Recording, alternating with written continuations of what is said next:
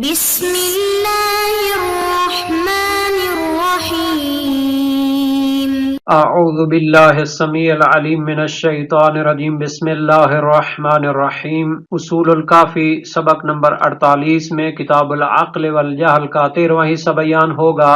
سب سے پہلے خلاصہ جات کو دیکھ لیتے ہیں۔ گزشتہ سبق میں ہم نے 8ویں حدیث کے حوالے سے گفتگو کی ہے، اس کے متعلقہ مسائل کو ذکر کیا ہے۔ اس سبق میں عقل و جہل کی 9ویں حدیث کے بارے میں گفتگو ہونے والی ہے۔ حال لغات، سند اور متن کے متعلق تحقیقات پیش کی جائیں گی۔ متن کو دیکھ لیتے ہیں۔ علی ابن ابراہیم عن ابیہ عن النوفل عن السکونی عن ابی عبداللہ علیہ السلام قال قال رسول اللہ صلی اللہ علیہ وآلہ اذا بلغکم عن رجل حسن حال فانظروا فی حسن عقلہ فانما یجازى بعقلہ۔ اس میں جو لغات ہیں ان کا بھی معنی دیکھ لیتے ہیں۔ یجازا جزا دی جاتی ہے، فانظروا پس تم دیکھو، اس میں غور و فکر کرو۔ حدیث کی تخریج اور اس کے متعلق شارحین کے نظریے کو دیکھ لیتے ہیں۔ فانما یجازا بعقلہ اے علی اعمالہ بقدر عقلہ، یعنی اس کی عقل کے مطابق اس کو جزا دی جاتی ہے، یعنی جو وہ اعمال انجام دیتا ہے ان کی قدر و قیمت اس کی عقل و معرفت کی بدولت ہوتی ہے۔ چونکہ عقل کے مختلف مراتب ہوتے ہیں تو یہ اصل عبادت ہے اور اساس ہے عبادت کی۔ چونکہ نیت جو کی جاتی ہے عبادات کے اندر، خلوص جو آتا ہے وہ معرفت کی بدولت ہوتا ہے۔ اسی وجہ سے کہا گیا ہے کہ ضربۃ علی یوم الخندق افضل من عبادت الثقلین، خندق والے دن امام علی علیہ السلام کی ایک ضربت ثقلین کی عبادتوں سے افضل ہے۔ چونکہ امام علی علیہ السلام معرفت کی بلندیوں پر فائز تھے اور خلوص کے ساتھ خالص اللہ کے لیے انہوں نے وہ انجام دی عبادت۔ صدر المتعلحین شرح مازندرانی وافی اور مرآت العقول میں یہ مطلب بیان کیا گیا ہے، اور یہ روایت محاسن برقی میں اور اسی طرح دیگر کتابوں میں نقل ہوئی ہے۔ اس حدیث کا ترجمہ دیکھ لیتے ہیں۔ جناب سکونی نے امام صادق علیہ السلام سے روایت کی ہے، آپ نے نبی اکرم صلی اللہ علیہ وآلہ وسلم کا فرمان نقل فرمایا ہے کہ آپ نے فرمایا اذا بلغکم عن رجل حسن حال، جب تمہیں کسی شخص کے بارے میں اس کی اچھائی کے بارے میں معلوم ہو، فَنَظُرُوا فِي حُسْنِ عَقْلِهِ، تو اس کی عقل کی خوبی کے بارے میں غور و فکر کرو۔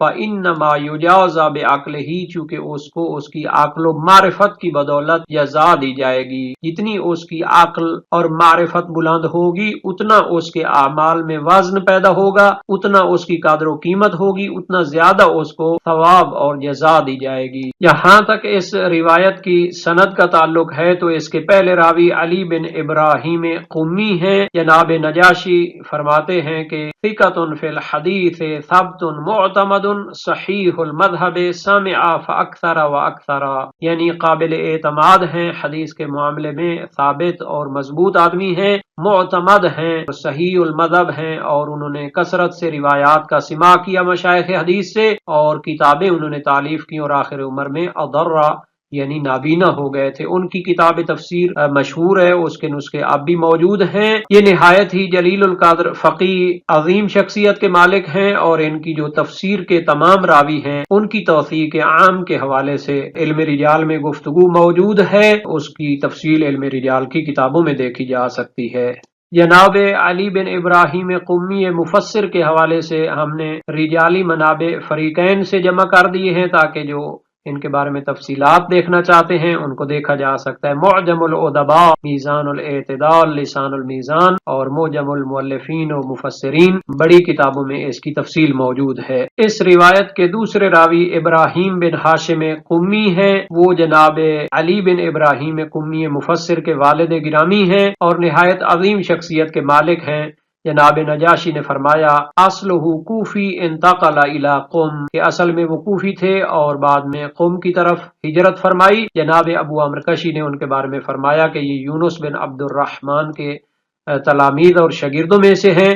اگرچہ یہ جناب کشی کا نظریہ ہے لیکن جناب نجاشی فرماتے ہیں اس کے بارے میں اشکال ہے، اور باقی اس کی عظمت اور اس کی وثاقت کے حوالے سے گفتگو موجود ہے، چونکہ صراحت وثاقت کی نہیں ہوئی لیکن ان کی مدح عظیم بیان ہوئی ہے۔ خصوصاً ان کے بیٹے نے کہا ہے کہ میں سچے راویوں سے روایت کروں گا، تو وہ ان کے مشائخ بالخصوص ان کے والد گرامی کو شامل ہے۔ ابراہیم بن ہاشم قمی کے حوالے سے جناب محقق غیث شبر فرماتے ہیں کہ ان کی توثیق اور مدح کے حوالے سے ہمارے پاس کافی قرائن موجود ہیں۔ جناب سید خوئی نے فرمایا کہ جناب کشی نے ابراہیم بن ہاشم کو امام رضا علیہ السلام کے اصحاب میں شمار کیا ہے، اس میں جناب نجاشی نے اشکال کیا ہے اور وہ اپنی جگہ درست ہے۔ جناب ابراہیم بن ہاشم قمی کے حوالے سے جو گفتگو چل رہی تھی کہ ان کو کشی نے امام رضا علیہ السلام کے اصحاب میں شمار کیا ہے، تو اس کو جناب نجاشی اور سید خوئی علیہ الرحمہ صحیح نہیں سمجھتے، بلکہ وہ امام رضا علیہ السلام سے یا ان کے اصحاب سے ایک واسطے سے روایت کرتے ہیں۔ جناب محقق غیث شبر نے اس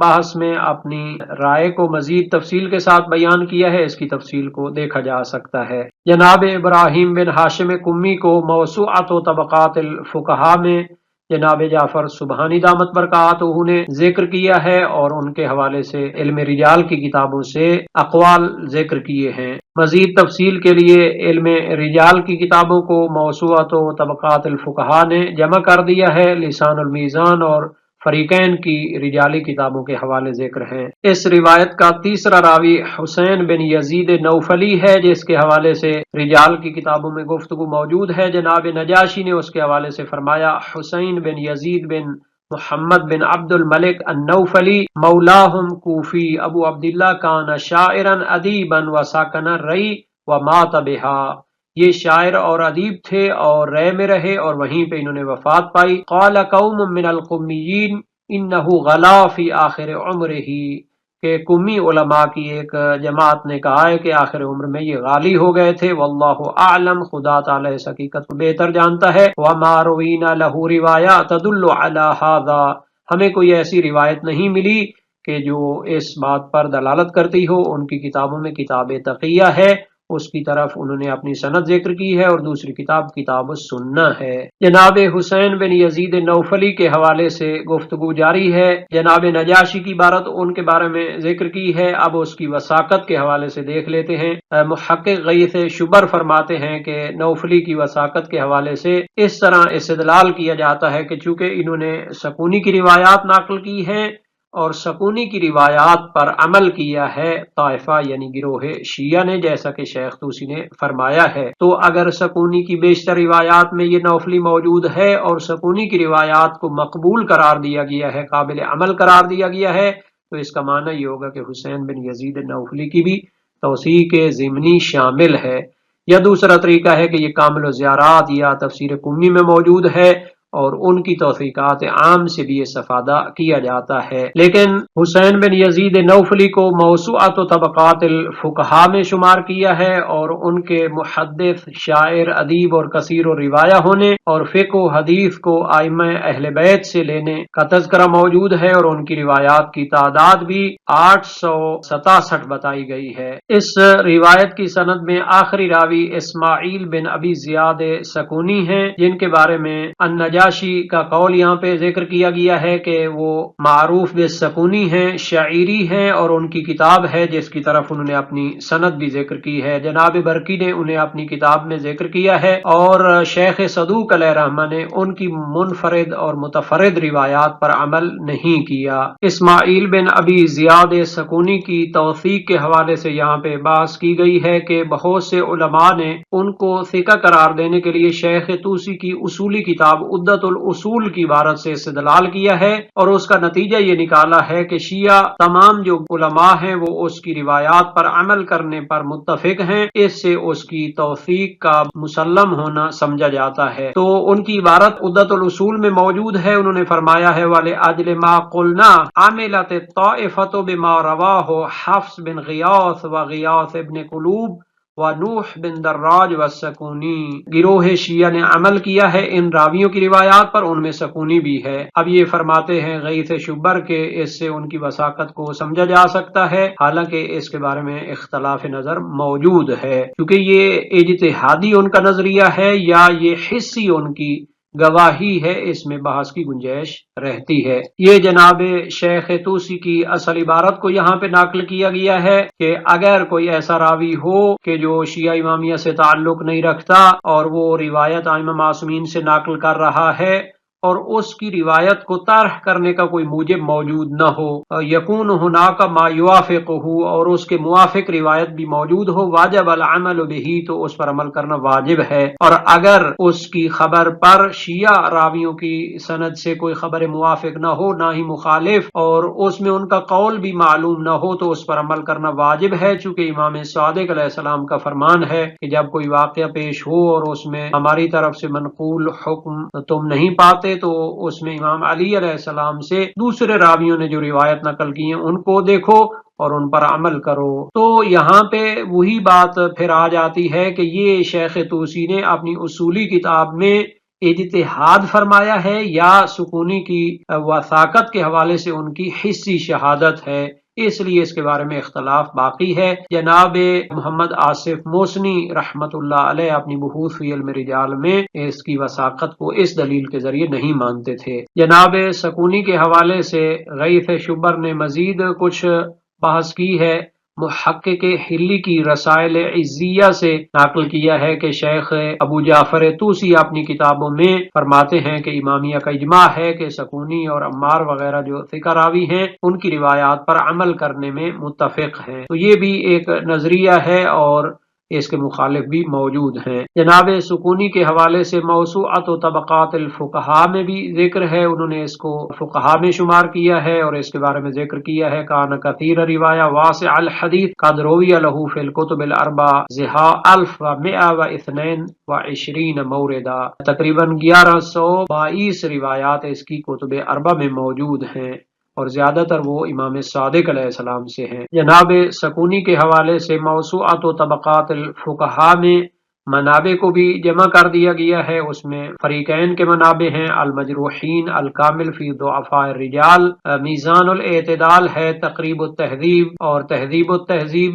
یہ سب فریقین کی کتابوں کے حوالے ہیں، ان کی طرف رجوع کیا جا سکتا ہے۔ اس روایت کے حوالے سے علامہ ملا صدرہ شیرازی کا نظریہ بھی دیکھ لیتے ہیں، انہوں نے تفصیل کے ساتھ راویوں کی بھی بحث کی ہے، نوفلی اور سکونی کے حوالے سے گفتگو فرمائی ہے۔ اس روایت کے معنی کے حوالے سے جناب علامہ ملا صدرہ شیرازی فرماتے ہیں کہ عقل کے ہم نے پہلے معنی بیان کیے تھے۔ ایک عقل کا معنی ہوتا ہے هو الغریزہ الانسانیہ التی بہا یفارق الانسان البہائم امر متفاوت فی افراد الناس بحسب الفطرۃ الاولی۔ اگر ہم عقل کو غریزہ انسانی کے معنی میں لیں کہ جس کے ذریعے انسان دوسرے حیوانات سے جدا ہوتا ہے، تو یہ فطرت کے حوالے سے مختلف مراتب پر عطا ہوتا ہے۔ اسی طرح عقول مکتسبہ میں بھی لوگ مختلف ہوتے ہیں مراتب کے لحاظ سے، جو علم نفس میں معنی کیا جاتا ہے، علم اخلاق میں معنی کیا جاتا ہے، تو اصل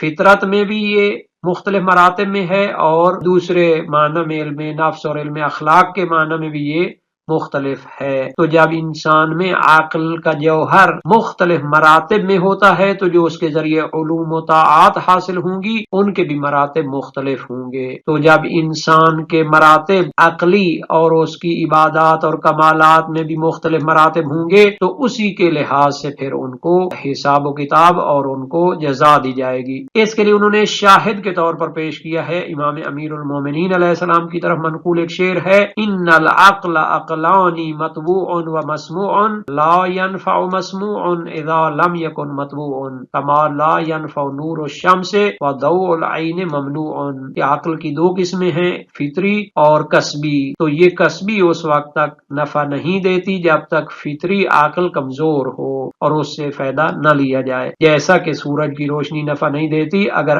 آنکھ کی روشنی بند کر لی جائے اور اس سے استفادہ نہ کیا جائے۔ اسی معنی کی وضاحت کے لیے جناب ملا صدرہ شیرازی نے دیگر احادیث پیغمبر اور شواہد اور قرائن سے استفادہ کیا ہے۔